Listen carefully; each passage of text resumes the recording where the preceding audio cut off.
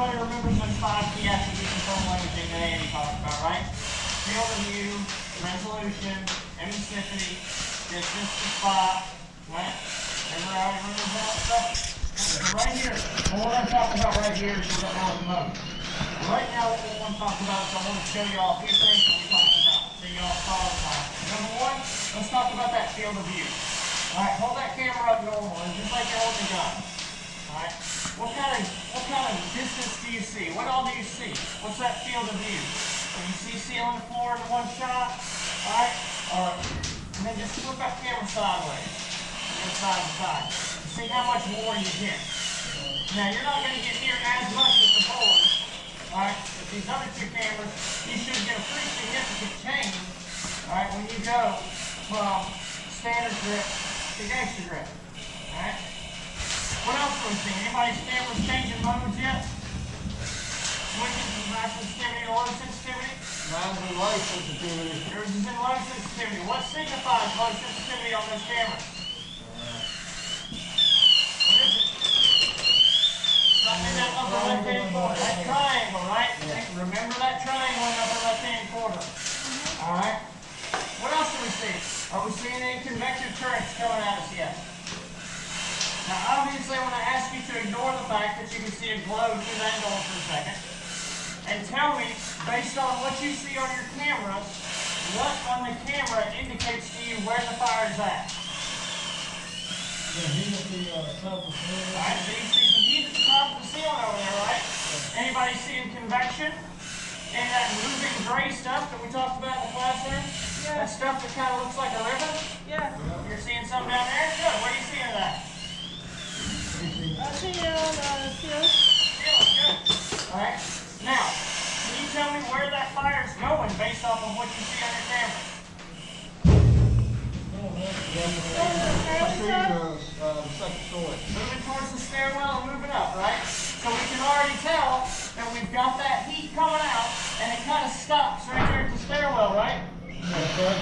So what happens with heat? Heat flows up and out, and it follows the path of least resistance. So it's just like anything else. If it goes and it hits a wall, it's going to fill that entire space until it gets to the bottom of that space, and then it's going to flow under. It's going to fill the next space. All right. So the stairwell's the same way. So the heat comes out of that room, it hits the stairwell, and it goes up. Now, the heat's going to have to fill up that entire space up there, or there's going to have to be so much heat coming out of that room that it can fill both at the same time. That's why it kind of stops right there at the stairwell. Alright? It starts flowing up. So anytime you see something like that on your camera, you may not always be able to see the stairwell. Alright? As plain as day as this one. Alright, let's say that handrail was walled off or something, you couldn't see it. Fair enough? Yeah. So you see that heat coming out, and all of a sudden it stops right in the wall. Alright? You don't see any more convection. Maybe you see convection moving up, maybe you don't. Alright? That's an indication that you've got a stairwell moving into the upper floor. Alright? Alright, so take those cameras, especially you with the take 2, kind of get close together and hold them side by side. I'm going to walk away from you and just look at me and look at the difference of how I look between all 3 of those cameras. Alright? As I look further away from the fire.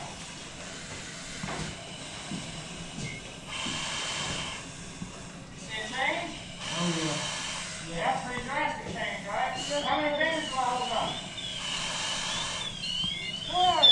4? Yeah. How many fingers am I holding up? 5. Right. So keep in mind, did Andy talk to you guys about what you can and can't see and how they base resolution? So there's 3 basic resolutions for television cameras. 388 by 284 is the highest that we typically see in the fire service. There's higher than that. They go all the way up to 640 and on up. But that we typically see in the fire service is 388. All right, 388 by 284. The way they judge that is you should be able to see a child's hand at 15 feet away. All right? 320, 240 is 12 feet. And then this camera, 160, 120 is 7 feet. The way they judge that. All right? Now, I was standing probably 15 to 20 feet away from you, and you said I had 4 fingers up? Yeah. That's 5 the whole time. So, and that's me spreading it out like this. Imagine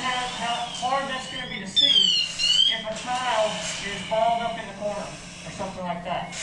Bottom line, when you're searching a building, you have to put hands on everything. A camera's a good way to guide.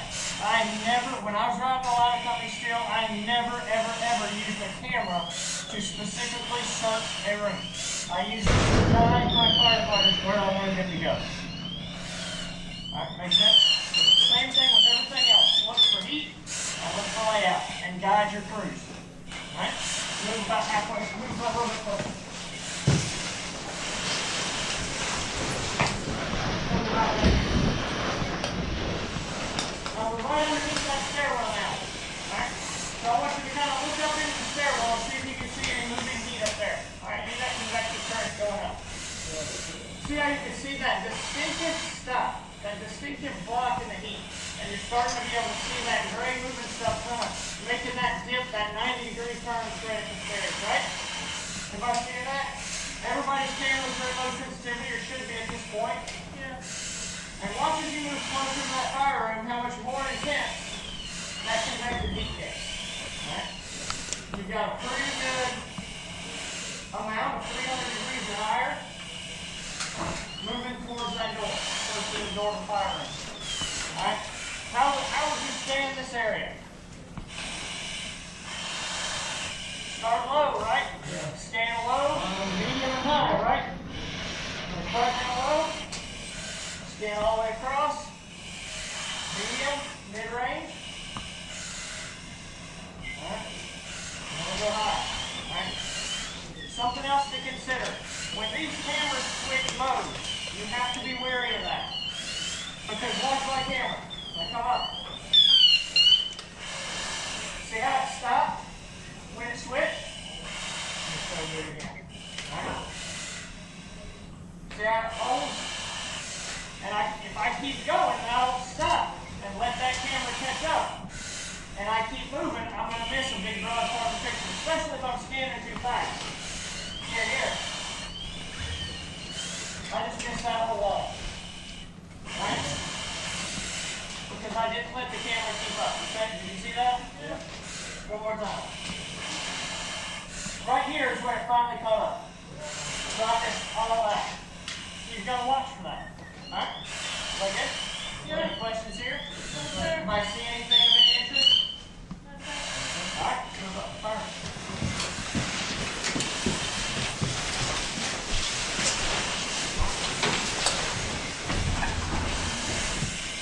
Alright.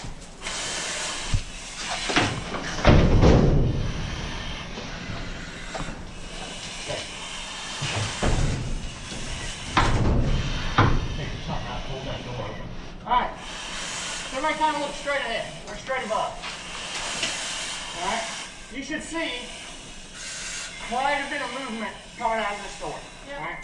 Now if you go to the edge of the color, see how I go to the edge of the color right there? I can see a lot more movement